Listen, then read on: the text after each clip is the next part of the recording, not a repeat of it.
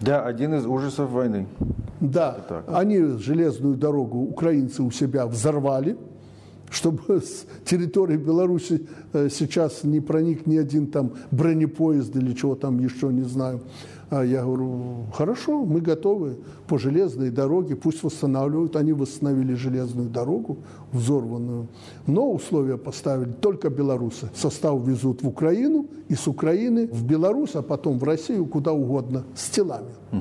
Чтобы это осуществить, украинцы проводят консультации даже на уровне уже депутатов. То есть, конечно, даже в самые тяжелые и ужасные моменты войны эти разговоры о военнопленных.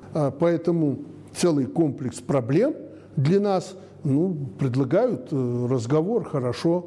Политику, которую Госдеп при Джо Байдене и даже и при Трампе сейчас проводили и проводят в отношении Беларуси, мы прекрасно знаем.